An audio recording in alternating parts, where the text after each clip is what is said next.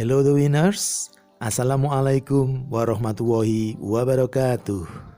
Bersama Ayo Ngomong Inggris, kita akan belajar The Essentials of English Grammar, intisari dari grammar bahasa Inggris.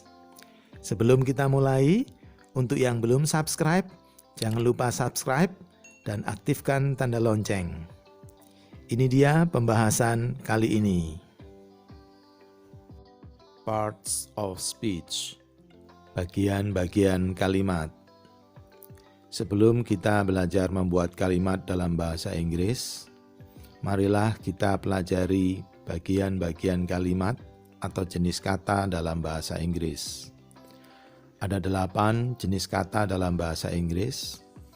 Agar mudah, kita ambil inisialnya untuk kita buat singkatan menjadi panca VIP atau panca VIP. P.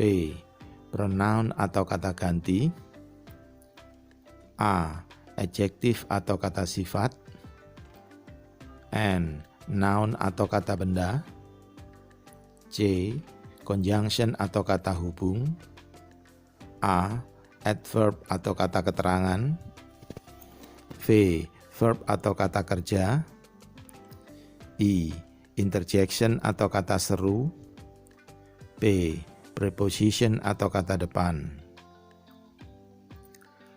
Pronoun atau kata ganti contohnya I, me, mine, myself, you, she, he, it, dan lain sebagainya.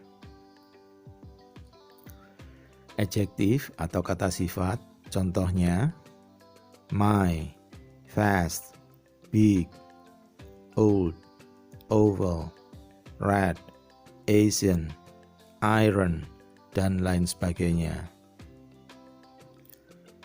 Noun atau kata benda contohnya iron, chair, Alex, king, reading, sadness, dan lain sebagainya. Conjunction atau kata hubung contohnya and, or, but, if, because, then, before, dan lain sebagainya.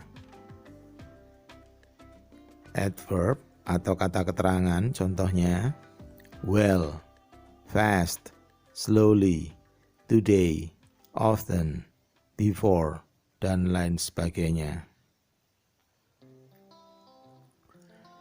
Verb atau kata kerja contohnya do, eat, live, is, be, go, get, have, come, dan lain sebagainya.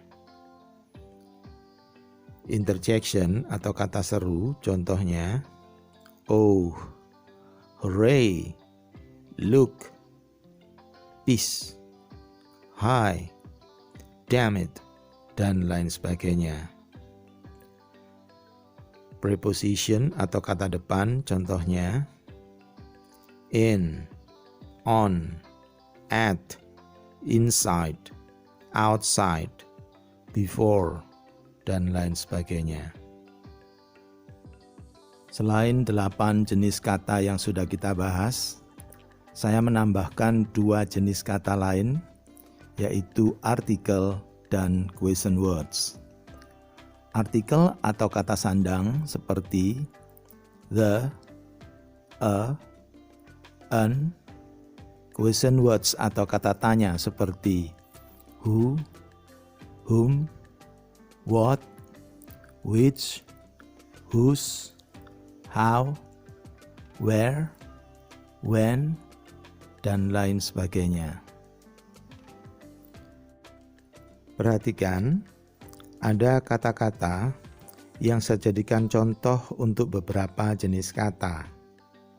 Misalnya iron, saya gunakan sebagai contoh untuk adjektif atau kata sifat, dan saya gunakan sebagai contoh untuk noun atau kata benda. Fast, saya gunakan sebagai contoh untuk adjektif atau kata sifat, saya gunakan lagi sebagai contoh untuk adverb atau kata keterangan. Bahkan kata before saya gunakan sebagai contoh 3 kali. Yang pertama untuk contoh conjunction atau kata hubung. Before saya gunakan lagi untuk contoh adverb atau kata keterangan. Dan before saya gunakan lagi sebagai contoh untuk preposition atau kata depan. Hal ini terjadi karena dalam bahasa Inggris sangat fleksibel, atau bahkan ada yang mengatakan English is crazy. Semuanya tergantung konteks. Perhatikan konteksnya, pahami fungsi sebuah kata dalam kalimat. Simak contoh-contoh berikut ini. I'll tell you before you leave. Aku akan memberitahumu sebelum kamu berangkat. Kata before dalam kalimat ini berfungsi sebagai kata hubung atau conjunction untuk I'll tell you dengan you leave. I've told you before. Aku sudah memberitahumu sebelumnya. Kata before dalam kalimat ini berfungsi sebagai kata keterangan atau adverb untuk I've told you. I told you before the time. Aku memberitahumu sebelum waktunya. Kata before dalam kalimat ini berfungsi sebagai kata depan atau preposition untuk the time.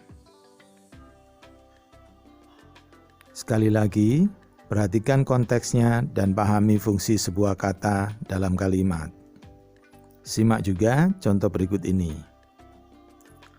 Wow, you eat big pear quickly, then you sleep on the tree.